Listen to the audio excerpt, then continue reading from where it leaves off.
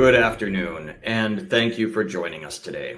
My name is Timothy Lee, and I'm a research analyst at Red Cloud Securities, and I'm delighted to host a Red Cloud webinar on nickel, copper, and PGM exploration and development today.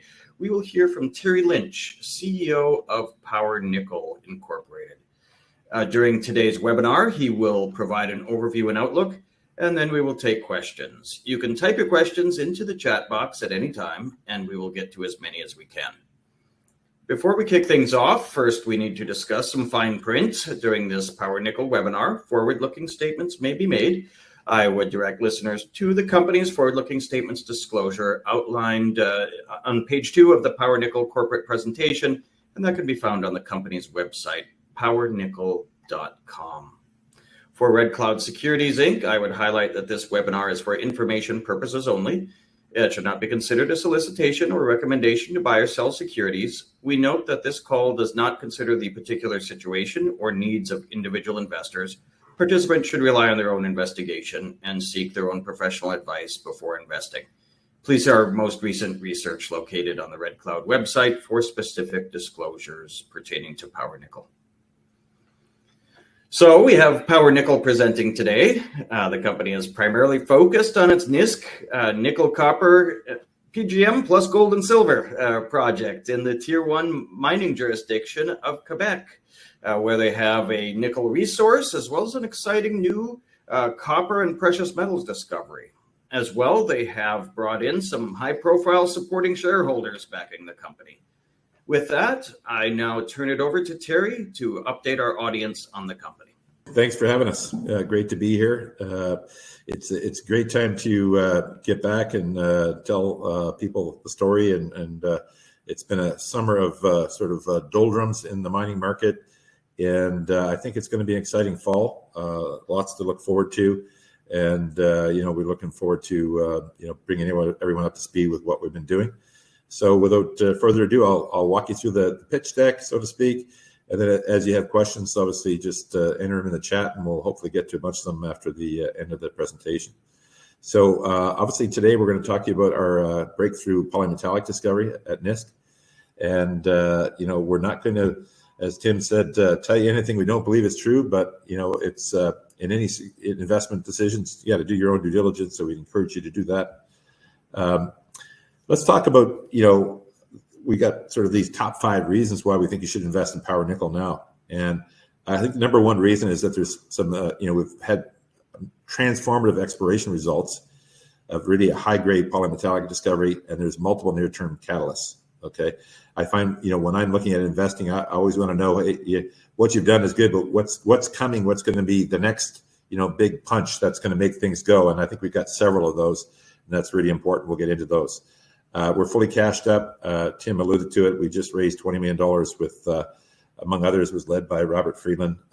He took half the round. Rob McEwen took 20%. And then we had a number of mining mutual funds to come in. So we're well financed with some really, I would say, smart money. We've got this month, we'll be producing a feasibility study on potentially building a refinery to make nickel powders with a partner, CVMR. CVMR is the largest private nickel refiner in the world. This relationship is evolving. Pretty exciting stuff coming on that. We'll talk more about that. It's interesting. Nickel is sort of, even though it's 6 letters, is a 4-letter word these days. But people need to recognize that North American nickel is quite a different animal than African nickel or Asian nickel or Australian nickel. And that's generally largely because of the IRA Act. So we'll get into why that's different. And our approach to it is certainly different and why that's compelling. We'll also discuss, briefly, the commodity markets. Generally speaking, the commodity markets are at a low and they're about to turn. Some people consider them to have turned already. I think they're just turning now. So it's an unbelievable time to be looking at commodity marketing and commodity mine investing. Where are we at in this world? Our primary asset is located in Quebec. It's in basically, as you can see in the map, sort of center of the province, just a little bit south and east of James Bay. Quebec is, I would arguably say, is the best place in the world to be investing, especially in critical mineral projects. Why is that? 3 big reasons. We're infrastructure is amazing here. We're literally off of Route North. You could drive right to the site, right to the rig, and across the road is a Hydro-Quebec substation. We're 8 kilometers outside the town of Damaska. It's got grocery stores and accommodations, etc. And it's also the home of the James Bay Cree. So it has an amazing airport that Hydro-Quebec built, and we can fly in and out of. And the Hydro-Quebec relationship made the Quebec government really engage with the First Nations probably earlier than anybody in our country has done, and that made them really true partners in mining. So as a result, the James Bay Cree are very pro mining. There's 4 projects, 2 built and 2 being built in the James Bay area, and they're certainly been super supportive of ours. So we've been up and met with the chief and the council and with the community, and they're very encouraged by what we're doing and looking forward to ongoing conversations as we move forward. The third reason why Quebec is such a sensational place to work is the fiscal incentives that are available there. So when we raised that $20 million, we raised it at $1.25 a share. Stock today is around 60 cents or so last time I looked. Well, how were we able to do that? Well, at the time when we did that, the investors actually paid 66 cents.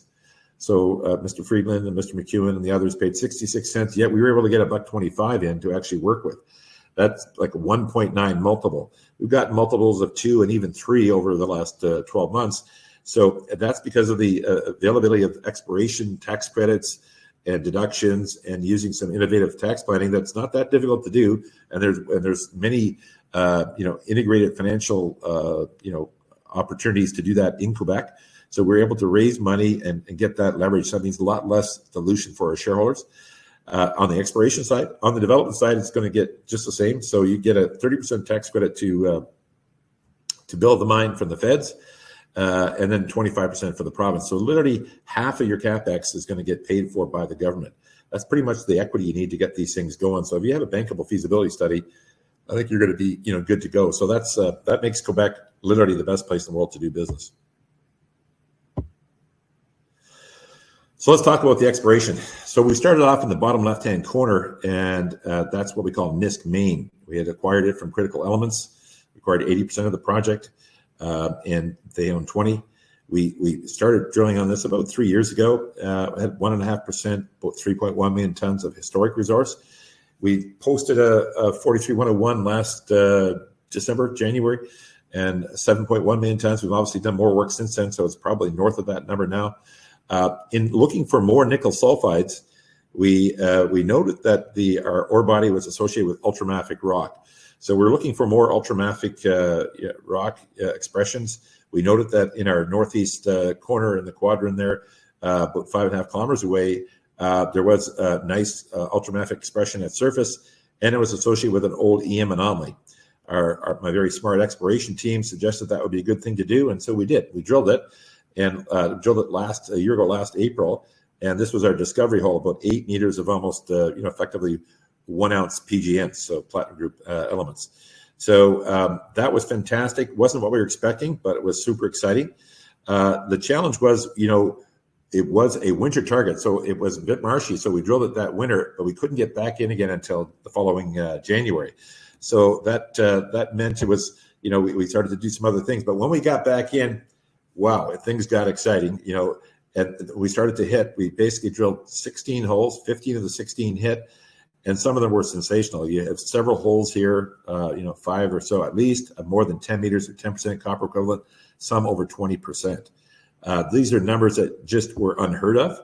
And this is when they came out, we actually put this picture up in a press release without the assays because we didn't have the assays at the time, but we felt, honor bound to really tell the investment public that, hey, we made a material discovery here and you should be aware of it. Now, we did put that out. We actually put out 9 pictures altogether in our history, and we're 9 for 9 putting out pictures and delivering, impressive assays. So, if you see pretty pictures coming from Power Nickel, you can expect that there'll be some impressive assays coming thereafter. All that great exploration success enabled us to sort of raise the capital that we did. So we're well funded. That's $15 million US. That was mining.com. And so with what it's called smart money, these are these are guys that, have seen a lot of different mining deals over their tenure and have made a lot of money in mining. Now, they're not infallible. They make mistakes too, and this could be a mistake as well. But the reality is, they're pretty savvy, and we felt really good, having them in both cases. These guys, this was their second investment, so it made us even more comfortable in having big checks from these senior leaders in the mining sector. One of the things that made a big difference in these guys writing the checks was the quality of our exploration team. We were led, by Ken Winston, our VP of Exploration, and the team of GeoVector, Adam Finley and Joe Campbell and Eric Herbert and all the great guys at GeoVector. I consider them to be the top geological consulting firm in the country. And it's a great way for small companies like Power Nickel to leverage, getting great access to great people. So the team had done a great job in finding the line deposit and moving it forward.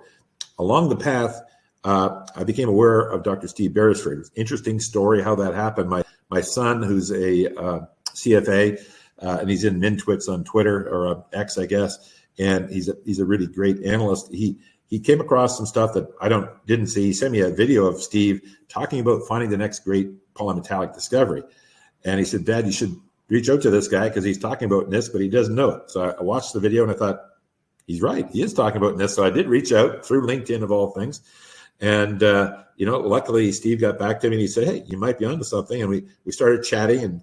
We went through some of the early assays, and he said, "So what's the next one?" I said, "Well, unfortunately, we can't really get back in until January, but because we hadn't planned on it. Now that we know it's there, of course, we can drill year round, but until then, we couldn't."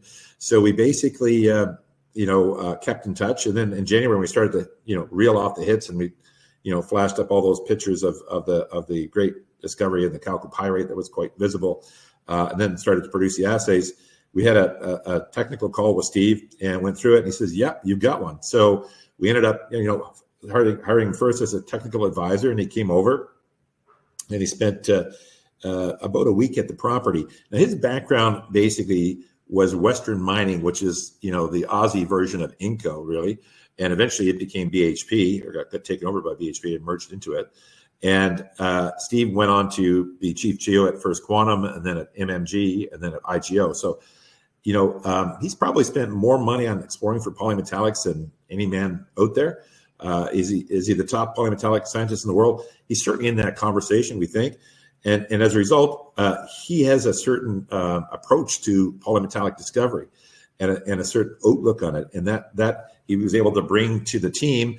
And as it turns out, I didn't know this, but the GeoVector guys are actually ex-Western Mining guys too. So that the approach on how to explore, how they data, manage the data, and on the exploration process is all very similar. So Steve was able to hit the ground running, and it went so well, and he saw so many great, exploration, highlights while he was on the site, including lava they never thought he'd see in North America, that he ended up saying, "Hey, let's continue to work together." And so we ended up, making Steve a board member, and he's now our senior technical advisor.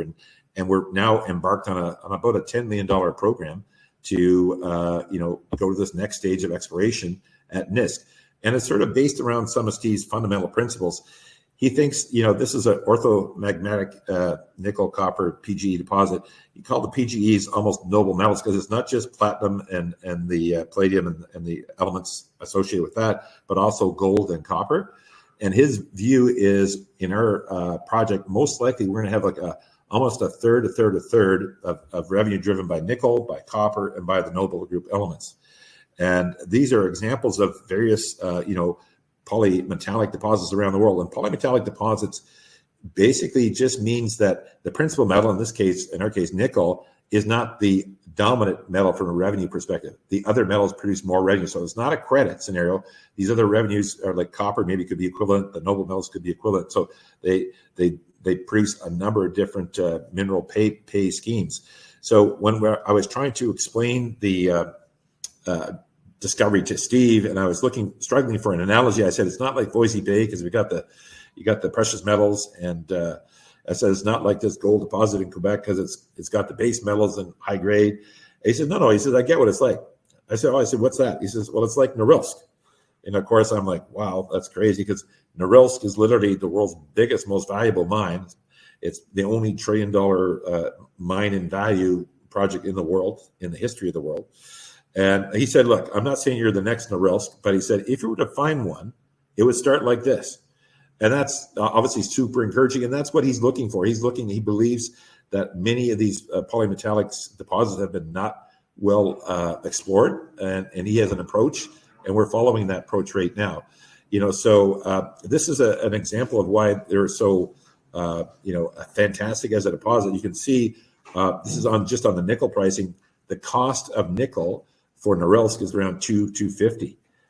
So when you have a polymetallic project, your lifting costs for your nickel is going to be so low, it doesn't matter what the Indonesians can do. They can't compete with this. So you're going to make money, and that's why nickel is not a four-letter word in power nickel. It's going to be, a money-making, discovery for sure for us. But that gives you a lot of strength, and that's why polymetallics are so valuable. They're naturally hedged. If nickel is down, copper is up. If copper is down, gold and silver is up. So there's a lot of different ways to win with this, and that's why they're so valuable. What we're doing now, following Steve's sort of, approach, is we're doing sort of two objectives in our summer program. One, we're expanding the line zone, so adding more tonnage to that high grade, copper sulfide that we discovered, and we'll talk more about that in a second. And the other thing we're doing is we're basically doing a lot of research and development really on exploring for the future. So, for example, we've drilled 4,000-meter holes perpendicular to both our structures in Nisk Main and the line zone. So we can, in basically barren ground, so we can put downhole EM through that and then basically get EM readings all the way up and down. One of the things Steve noticed in his exploration career was that, these, discoveries, if you look at the next slide, these chutes here, if you can see where my cursor is in the red zone here, that's a width. The true width there is maybe, I guess, about 350, but the heart of it's probably like 150 meters. And we would expect in the Archean shield, the depth will be 8 to 10 times this length. Now, the neat part about it, or the challenging part, is that sometimes you'll drop and you'll miss for 50 to 75 meters. There won't be anything. Okay, we haven't had that yet, but that's likely to happen in the future.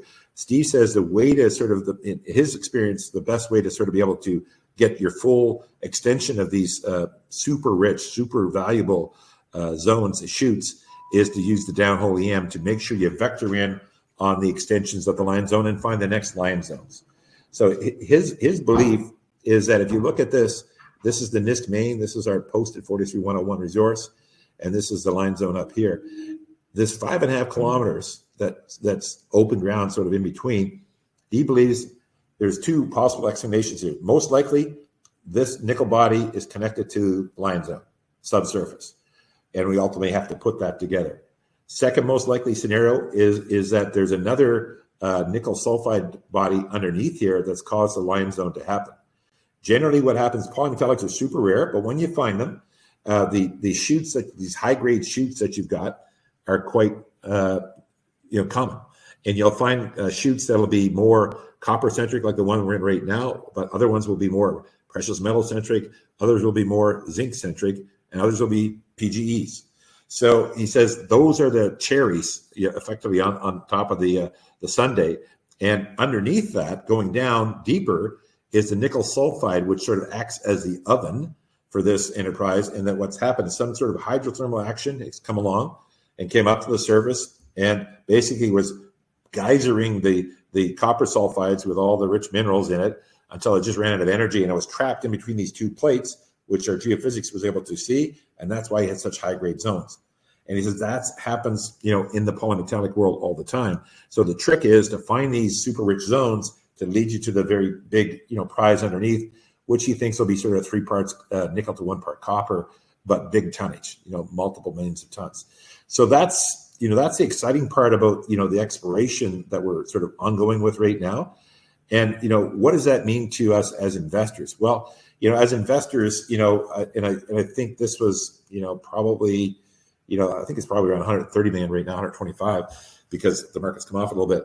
But polymetallics are amongst the best, if not the best, projects to have, because they're super valuable. and they're super. There's lots of different ways to finance them, and you can see as the scale goes up, you can move very quickly into the billions of dollars, and that's really what we think is going to happen for power nickel. So that's why it's exciting, and that's why from a Lassonde curve sort of perspective, which is generally, I think all mining investors are aware that you want to be at this front edge of this exploration curve. This is where the first wave of value comes.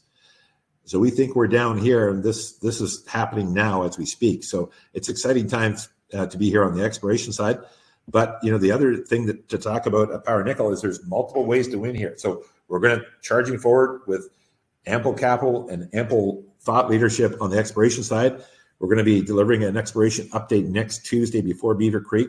That'll be exciting. You want to sort of pay attention to that press release. We think that'll be some good news for you.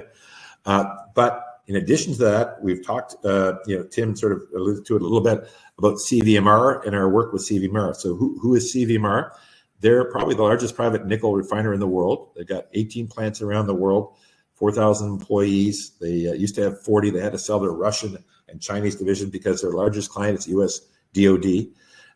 The American $100 bill, if you had one, was printed on a plate that was nickel powdered with the CVMR technology to make it, counterfeit proof. There's three ways to make nickel. You can smelt it, you can use hydrometallurgy, or you can use chemical metal vapor process. So the chemical metal vapor process is an old technology. It's been around for over 100 years. Inco has a major a project like this, or I guess Vale now in Sudbury, 30,000 tons of powder a year. Norolsk has it as well. CVMR has several 10,000-ton plants. And they were exploring in this feasibility study, will discuss building a plant like this. Why would that be attractive? Well, when you sell nickel as a miner, you get LME. Okay, you're going to get $15,000, $16,000 a ton or something like that today. In the nickel powder world, you get $60,000 to $80,000 a ton. It costs you about $4,000 more or so to get there. So it's a very lucrative business. Now it's only a certain number of people can do it because it's a very knowledge intensive business. And so, but CVMR's got that knowledge, and that's what they do. So their big buyers are defense contractors, the U.S. DOD, and of course 3D printing. Tata, which is the big leader in 3D printing, they're building a plant with them right now, and then of course EVs. Generally speaking, the automotive manufacturers or the battery manufacturers for the automotive sector want nickel powder. That's the best way for them to receive nickel. So we learned this through conversations we had with nickel battery manufacturers in Korea. I've been 5 times to Korea now. The last time I went with CVMR, we brought them over. And one of the things I noticed and why I brought CVMR to the table there was I knew that the Koreans are very keen to get access to nickel powder in North America by 2027. So NISC unfortunately can't be ready that quickly. About as quick as we could get there is probably 2029 is my thinking. And but I in conversation with CVMR, they have African nickel sources that they could bring nickel into Texas, where they're currently building some other facilities, and permit and get a refinery up and running for 2027. So that's exciting business development. So we're exploring that with the Koreans. The next step is this feasibility study, which will be out before the end of September, and that will cause us to go back to Korea and have some more discussions with them about possibly supplying them nickel powder in 2027, and then that would start at 10,000 tons. So remember, they get $60,000 to $80,000 a ton, and then that could be scaled, we think, to 40,000 tons over the next coming 3 or 4 years as NIST comes on stream. So exciting possibilities there. I'm a big believer in investing when the tide's coming in. So because that'll raise all the boats. So I believe commodities tide is coming in. This is a chart which looks at equity prices versus commodity prices. So you can see the commodities are down on the floor, but we expect them that they're turning around now. And it's interesting that it's not just us. This is a fairly famous clock in the mining business. It's the Lion clock from the Lion Investment Group, and they've just moved it to 4 o'clock, which is literally the start of the upcycle of investing. They're saying more mergers will take place, the cash takeovers, and there'll be a boom in mining stocks. So I think a lot of smart money, and that's probably why many of you are listening on the show, is that intuitively, tech is very risky at this stage. It's at the top. Yeah, there possibly still could be some more growth, but you're closer to the top than you are to the bottom. Whereas commodities are virtually on the bottom. But if you want to, whether it's a gold or precious metals led thing, or it's copper because India's coming back and we're electrifying the world, and we can't do it without copper. There's a lot of reasons to think that there's going to be a big mining boom, and now's a good time to get in on it. Some other attributes. So those are the top 5 reasons. So I'll give you some other ones to like us. We're probably going to be the world's first carbon neutral polymetallic mine. How do we do that? Well, a lot of it's just luck, really. We're lucky because Hydro-Quebec's across the street. So obviously being able to do electrified mining is there. We've done, our commitment right now has been using Carbon X to offset our drilling. So we're showing people that we actually walk the walk. Our approach on the environmental side is that's what led us to CVMR. They have the most environmentally friendly nickel process, no external air, no external water. Plus, they can build a recycling facility that can allow us to go cradle to grave, not only on the NMA and NMC batteries, but also lithium iron. So we could take the full gamma of batteries and put them back to work. And then, the other thing that we have is it's ultramafic rock, so it naturally sequesters CO2. So the one thing I would say, Wood Mackenzie and others believe, benchmark, that this will lead to higher prices, and that could well be the case. For sure, it's going to get us our preferred choice of offtake partners. That's why the Koreans are so interested in us and our approach, and why we've got so many people, very interested in our, discovery process, because it's going to be a green one. How do we make these discoveries? How do we keep on, making them and do it quicker than anybody has ever sort of done? This is one of the technologies we're using. It's called ambient noise. It's new. You're going to hear a lot more about it. It's basically super sensitive seismic. It's not Schlumberger like you would use in oil, but it's getting close. And Schlumberger, if anybody's in oil and gas, knows how expensive 3D exploration can be. But what this does, that little geo, that's what it's called. They put that on the surface. We've done this. We've worked with Fleet for about 1.5 years now. Sends a sound pulse down 2,000 meters into the earth, comes back as a sound map, and allows them to basically build a profile by looking at your other data, your IP, your gravity, your downhole EM, your airborne EM, ground EM, geochemistry, etc., and of course your drilling data. And go ahead, Mom. I missed a slide. Yes, that's the one I'm looking for. And you can see you get basically a visualization of your deposit 3D subsurface. And what you know is you're able to track, you see these little stars, we are able to correlate and know that the rock velocity where our discoveries are being made sort of in the 3,700 meters per second. So, people ask me, Terry, what's the practical approach to this technology? Well, I'm saying geophysics and geology will give you 20 great prospects, okay? This technology will wipe out 12 of them because the velocity will not be right. It won't be in the discovery zone. So all of a sudden now you're drilling 8 holes instead of 20. Now, maybe there's nothing down there, but if there's 2 spots down there that are productive, you can go 2 for 8 instead of 2 for 20. So you can think about that both in terms of cost savings and environmental savings and just this pace of discovery. So that's what we're using. We skipped over this slide. We'll go back. Last couple things. We're spinning off our copper gold projects that are in the exploration stage in BC and Chile. Our annual meeting is going to be October 30th. That will be approved at the annual meeting. Right now, we're probably getting no value for that.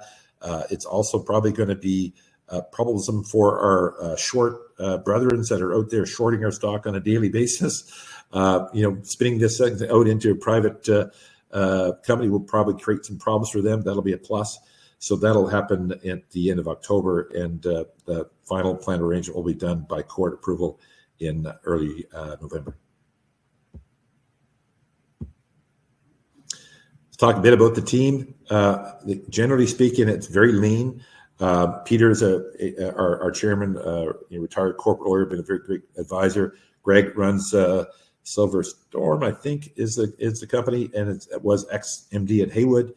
Steve Beresford, we talked about Ken Williamson, great explorationist, and Les is our director, one of our largest shareholders, successful businessman out of Nova Scotia. Our share structure looks like a lot of junior mining companies, number of shares out, but what's different is the key shareholders own more than 50%, and also the key shareholders have been writing checks. So, we started, my family and I are the largest shareholder. We didn't start there. We've invested about $4.5 million over the last 2 years, buying more and more stock as the company's gone on. And our core guys have all invested along with us. So it's great feeling to have smart money come in the deal, whether it be CVMR, Robert Friedland, Rob McEwen, BT Global, Palace Capital, other, Terra Capital out of Australia, other mining funds that don't want to be mentioned at this point. But, generally speaking, our project has been backed by what I would consider to be knowledgeable investors. And as an investor, that really should give you comfort. That's the story. So it's going to be an action-packed fall, starting with the Beaver Creek update next Tuesday, and then the CVMR feasibility study, and then the spin-out, and then the assays. So if you're looking for, right now, you're able to buy the stock cheaper than Mr. Friedland and Mr. McEwen did in the last round. It's amazing how it's ticked down just because of summer or whatever. But I can tell you, I'm a believer in what we're doing here, and it's a great time to be looking at power nickel. So, Tim, I'm going to turn it over to you and see what other questions we have out there, and we'll take it from there. Great. Thank you very much, Terry, for the informative presentation. We'll now start the Q&A portion of the webinar. A reminder to everyone on the line that you can type your questions into the chat box at any time. We already do have quite a few questions here. Maybe I'll start off looking at some of the exploration side and discovery side. First, one question: did fleet space help in locating the Lion Zone?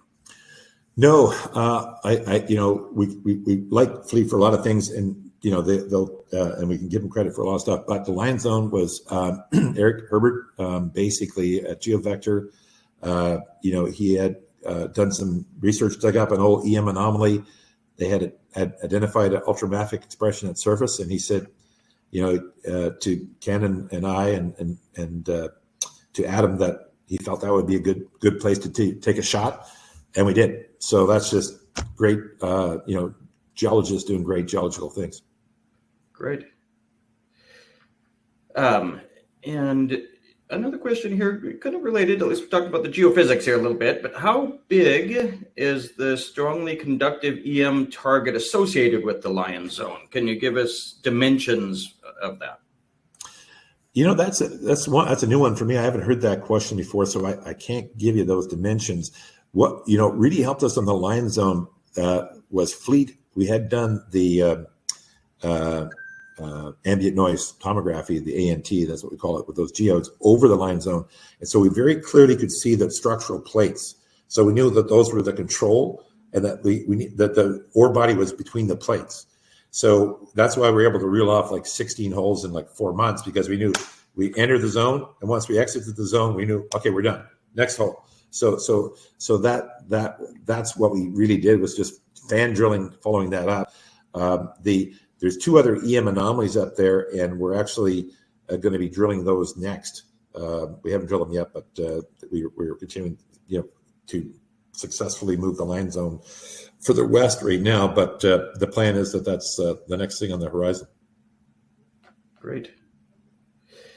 And following up on that, we do have a few people who asked similar questions related to the current drill program. How many meters of drilling, how many holes are planned for this program for this year?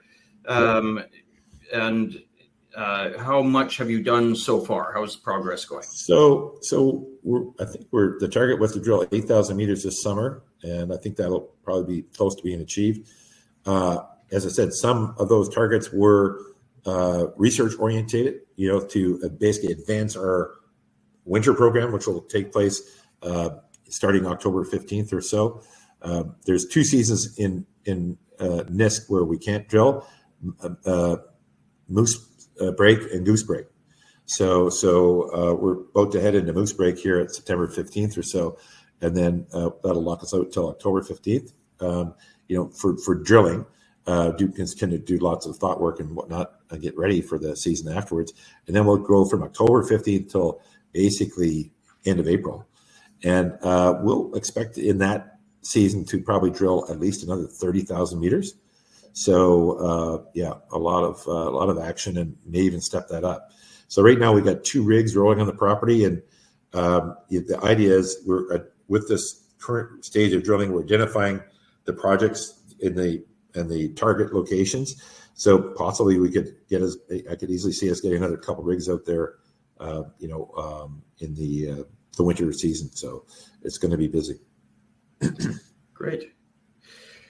And then some people asked about kind of a breakdown on the different targets. How much is focused on the Lion Zone, how much on the nickel deposit, and how much on new exploration targets? Yeah, so I would say we're probably putting 75% of our efforts into Lion and 25% into Nisk Main, and that's probably how it will go, going forward. But I mean, the idea is that we want to see just how connected the 2 projects are. So we'll be stepping that out and seeing how that goes.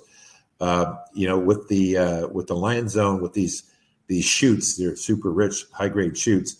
Those are super attractive to discover and find, and that'll certainly buoy the stock price. The other thing that will happen, we think, is that it's going to help us lead to this, we think, bigger ore body that's underneath there that we haven't yet found. We think we're on the fringes of it with Nisk Main, and we haven't found it yet, where the Lion Zone is. And we're, hoping honestly that, we'll definitely be taking a few deeper shots where, we'll look to find, like the Voisey Bay hole where you pull out 150 meters of 3% nickel and 3% copper, and then it's like, giddy up, So that's, I think, definitely possible. Great. And then we did have some questions kind of specifically on the Lion Zone. Obviously, there's only so much you can talk about, and you may have some updates coming up. But are you hitting some more, at least based on visuals, some mineralization of interest? Yeah. So what we've basically said is that we're very happy with our exploration program right now, and we're continuing to when we left off in April, it was 225 by 250 or 275. So now it's 350 by 375. So clearly it's growing. So we'll have some more updates for folks next Tuesday, and we're very happy with the Lion Zone. We think there's a lot of growth left there. Okay, great. Did have a couple of questions here. Getting to the geology a little bit, obviously the Lion Zone and the Nisk Main Zone are essentially parallel along trend, but off a little bit as far as the rock unit that they're in. Do they have the same orientation? Are they the same dip and so on? And are they parallel with each other? Yeah, apparently they are. We're actually doing some chemistry work on detailed chemistry work, I guess, on the connections of the possible zones. And that's part of the work that Steve is looking at and the team's looking at, and we'll see. So when we get super technical, this is when I need my VP of exploration on, because I am admittedly not a geologist. I'm an investor like most of you. But yeah, no, the thesis is that they are connected, and that the way to sort of prove it is through chemistry, really, and then ultimately through the drill bit. But we're certainly working the chemical angle right now. Great. And a couple of questions, maybe speculating slightly here, but when might we get a comprehensive view of your new, and it says PGM drill targets, but maybe, just other potential drill targets here? And yeah, so I'd expect that in because we're gathering all all this research is happening now. A lot of it the drilling we can't do September 15th going forward, but some of the EM work and whatnot can be done, and of course the processing and stuff can be done. And so we're expecting to come back in mid-October and end of October, basically have our new sort of targets outlined as to where we want to, what we're anticipating and how we want to execute it. So that would, outline the targets and why we like them. So I expect that's probably the time frame for that. And in the interim, as I said, like we had twin objectives this summer. One was advance the understanding of the deposit so we could get to the long-term big win. The second was to continue to obviously, do the smart thing and expand the line zone and show that it's, it's got, 5 million tons, it's going to 10 million tons. And, what does that mean? So that's sort of, we're doing that common sense, what I call exploration. And that's working out. But we're also thinking, and this is why we brought in great minds like Steve Beresford to say, hey, we've never explored, our team is obviously super competent. They found the mine. They've done a great job of drilling it up, but they've never explored a polymetallic project before. We got a guy who's done several and he's done it successfully. So it's like, wouldn't it behoove us to listen to that guy, and follow his strategy? Because frankly, we have enough capital to do it right. We don't have to doesn't have to be baby needs new shoes and this one hole's got to come in, otherwise we're dead. That's unfortunately what happens in a lot of exploration companies, but we don't have to do that. We can be process oriented here and do it the right way. And that's what we're doing. So I feel real comfortable with, our two-pronged approach here that's working out. Great. Now, we did have some questions, shifting focus slightly more to, let's say, development work, essentially. But obviously, you have the relationship with CVMR there. One question, which hard costs specifically are alleviated via the CVMR partnership? Or where do you see their influence having the most beneficial impact? Yeah, so basically, what we're going to have here shortly is we're going to have a feasibility study on basically building a using our current nickel, a refinery, capable of outputting nickel powders, and we'll see what the economics of that are. Okay, and I think we'll find that that's super lucrative. So that in itself is huge, because how mining projects, they need to prove their ROI to move forward to the next stage and ultimately get funded, etc. The other thing it'll do, because of our discovery with how the IRA works and also the needs of the community, is that it may lead to an opportunity where we can get into production earlier with a refinery, probably in Texas with CVMR, and then we develop products for our clients that ultimately will service out of NISC, but get to them earlier because their needs are now. So maybe we can make something work with a number of the Korean battery manufacturers for 2027 with nickel powder that will qualify, as an IRA compliant powder. So that's certainly not possible without the CVMR relationship, and then they facilitated that entire side of things. Obviously, we brought the Korean connection to the table, and that's sort of how we're working on it together. So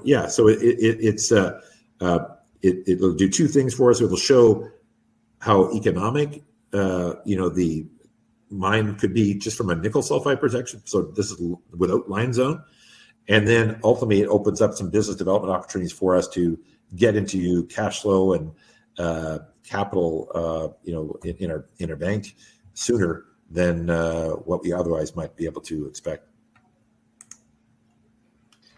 Great. And I guess following up on that, on the metallurgy, do you have a particular flow sheet already developed or in mind? CVMR has one for sure. Yeah. So, and it's part of the conversation. So yeah, that they do, and that'll be obviously part of part of the feasibility study for sure. Okay, great. We do have a few questions, and obviously it gets to be forward-looking statements a bit, but when would you see the potential to actually be in production, and or what is the development? Yeah, I mean, I've said to people on record, I've said, look, if you had absolutely everything go in your favor that you possibly could, which never happens in life, it would be late 28, and if things go really bad, it'd be late 30, and the reality is it's probably going to be somewhere between. So I think 29 would be a really good number for us to target for, and I think that's achievable. It's obviously, generally speaking, small companies like Power Nickel, when you find these things, typically sell them, right? That's generally what happens. Bigger guys come in and take it over and develop it, and that could still happen here. The difference in this equation is that by partnering with CVMR, they're fully capable of moving in, and they've done 18 joint ventures where they actually, put up the capital, they develop the mine, they process whatever. So that could be a pathway for us, so we wouldn't, because we're never going to develop the mine as Power Nickel, but could we partner with it? And maybe that's the best way to get the most money for our shareholders. I don't know. Or, maybe what happens is just because that possibility is on the table, it means we're going to get paid a lot more if we end up selling it. Because we don't want to the one thing we recognize in money, the money is in refining. Okay. And we're now that we weren't not a credible refiner as Power Nickel, but with CVMR, we're credible. So we can go that route, and that's the economic package we want to deliver to our shareholders. So whether we do it ourselves or we do it in partnership or we get bought out by somebody that's given us some of that refining juice, all those things are possible for us. Great. Following up a bit on some of the steps, obviously, toward thinking about building a mine, or include the permitting and then community relations and so on. We did have one question come in that mentioned that there was potentially some community relations challenges to a nearby project, the Nemaska Lithium Wabuchi mine. How are you doing as far as community relations? Yeah, so far so good. God bless. I mean, we've been up and met with the James Bay Cree, met with their council, met with the chief, met with the community members, and we've had a really frank conversation. We don't, we're very honest about where we're at and what we're trying to do, and if we're able to be blessed by the gods to actually have this amazing resource and to develop it, we'll develop it in a way that's super constructive for that community, and they'll be a full partner in it because they're there. It's their it's their territory, and we want to do something special and fantastic that creates value for them. And I think they're practical people. They've done a lot of negotiations with Hydro-Quebec. These are savvy business people.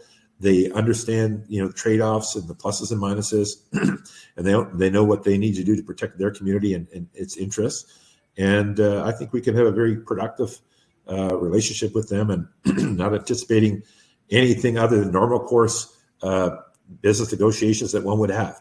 But I think we can do something great for them and the community, and it's still great for our shareholders.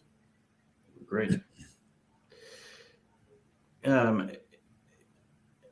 Let's see. I do have quite a few questions that have come in. It's great to see very keen interest from our audience here. One question. So, based on your knowledge of the ore bodies, are you looking to stake new claims? Now, obviously, some of the ground around you is already owned, although it's lithium. There is no open ground around us. Okay. That would be.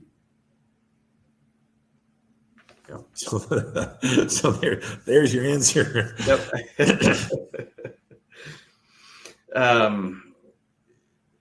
And kind of a little bit of a shift of focus. So looking a little bit more on the marketing side, we had a couple of questions. One on what would be your marketing budget or plans over the next year? In terms of what do you think? Investor relations? I think so. Yeah.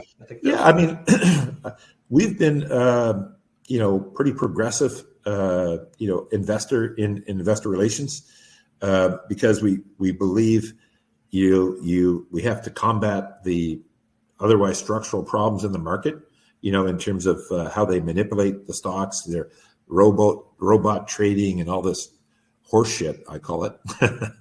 It's really, really irritating. So you have to continually to press the case, communicate your message. When you have a great core proposition, we have a great one, okay? There's nobody that sees this story that doesn't say, that's a goofy idea, you're like an idiot. People see this story and think, wow, this is a great story. This is a great investment opportunity. This is asymmetric investing. This is where you risk a little and you can win a lot. And that's, as investors, what we should be looking for. So it's incumbent upon us as Power Nickel to get that story out there to as many investors as possible, because we need these investors to come in and ultimately to overwhelm this tactical horseshit that's in the marketplace. And ultimately, we're going to create some big wins, we think. And so, yeah, we'll have an aggressive marketing orientation, and we don't feel that's. And I say to people, I had literally one of the mining funds that invested in the last round before they invested. They said, hey, we checked out your financials and we see you spent a lot of money on IR. And they said, can you explain that? I said, yeah. I explained that 20 cents out of every dollar we're spending is mine. Okay. I don't want to spend a dime that I don't have to. So the only reason why I'm spending it is because I want to have a constructive environment for my stock so that I can raise capital in a way that improves my shareholders' value, not decreases it. And I said, look at our chart, look at the TSXV. What do you want to do? And they said, you know what? You're right. So it's like, hey, do I moan about spending money on IR? All the time. You guys know that as well as anybody at Red Cloud. But hey, if we don't get our story out there, we don't reach people and tell them what a great deal we are and why we're a great deal, then it's like, you're just not going to get the traffic that you need into the stock to allow your stock to move forward and to create value. So we're going to continue to spend appropriate amounts on investor relations to make sure that people know about the Power Nickel story and how we can make a really big win here for a lot of investors. So it is what it is. It's not something we're happy about, but we're also committed to it. Great. We did have one other follow-up question. You did mention Beaver Creek, but we did have one person ask, are there any upcoming conferences where we could potentially meet you in person? Yeah. So let's think. I'm as part of that IR spend sort of things, we're doing Beaver Creek. We're in Toronto. We'll be at Red Cloud. I think it's mid-October, as I recall. We're in. I'm actually going to Stockholm the 25th, 26th. Actually, they're quite expert polymetallic investors over there. A lot of polymetallics in that area, so that's why we're going. We're going to be at New Orleans, with the Brian Lundeen. We're going to be at, I think there's another event in Florida that's another critical mineral event there. And we're going to be at the Precious Metal Summit in Zurich in November. So that'll be the fall lineup of shows. So happy to meet anybody. And as everyone knows, I mean, we do podcasts on SIX, and we communicate with our shareholders. And if you want to get a hold of me or Duncan, our VP of Corporate Communication and IR, we're super accessible. If you've got a question, send us an email. We'll get back to you. Great. A couple of other questions here. Have you applied for any of the U.S. Department of Defense grant money related to strategic minerals? We haven't as of yet. We've been working with CVMR on this, and they've got some amazing connections there, and that's probably a better pathway for us through that, because they have 2 joint ventures with the DoD. So it's something we're working on there, and I think that probably the way we'll access that is through the CVMR connections. Great. And a couple of just one-off questions here, but one following up on some of the earlier discussion we had about exploration, but specifically someone asking about what will be the winter exploration spend or budget in dollars. Yeah, so the overall spend of Steve's first program effectively was around 10 million. So that'll probably generate sort of 35,000 meters of drilling overall, something like that. Okay, great. And finally, one question here related to, is there any royalty, and maybe even following up a little on the ownership overall of the property, relationship with critical elements and so on? Yeah, so there's a 2% royalty basically across the board on the project. And then Critical owns 20%. We own 80%. And that's it. They get carried until we have a bankable feasibility study.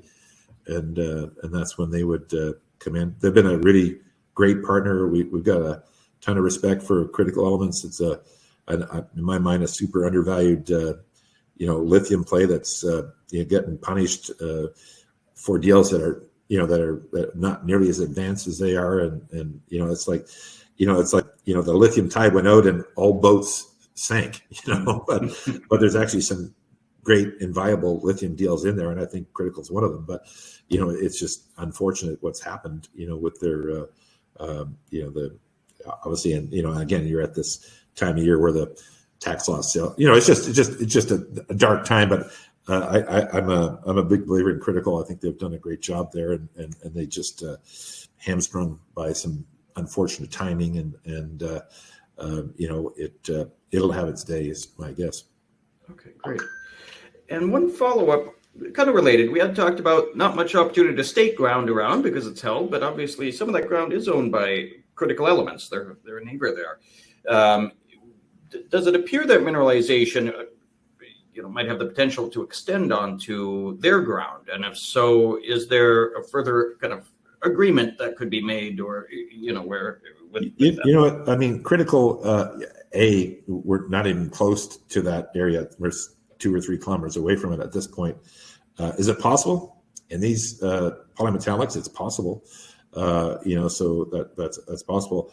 We've had great relationships with Critical, and I'm sure if that happens, that we'll come up with some strategy that makes sense for both companies to move forward on it. Because at the end of the day, there'll be a development opportunity for all. So it's not like they're bitter enemies or something like that. This is like, we got into this deal because I helped initially, put restructure, refinance investment in Critical. And when we discovered NISC was on their books, I said, well, that seems like that should be in something else. That's sort of how it happened. So we're very, I have a ton of time for JS and the team there. They've done, they're super, competent miners in my mind, and practical people. So I'm sure if there's some mutually beneficial opportunity, we can figure it out. Okay, great. Okay, great. And I guess maybe to finish it off here, one always popular question. Obviously, you were able to raise some money recently, but how much cash do you have? How far will that last with your current plans? Yeah, so we think we could certainly go through to the end of 2025.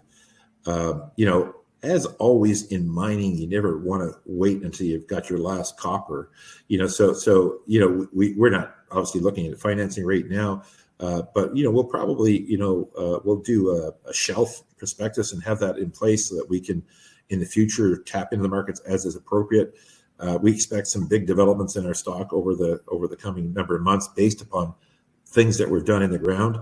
And we'll be I think if you look at our track record of financing, we've been pretty good at hitting the financing market in a constructive way for our shareholders, and we'll objectively try and do that going forward. Great. Well, I'd like to thank Terry Lynch for presenting today.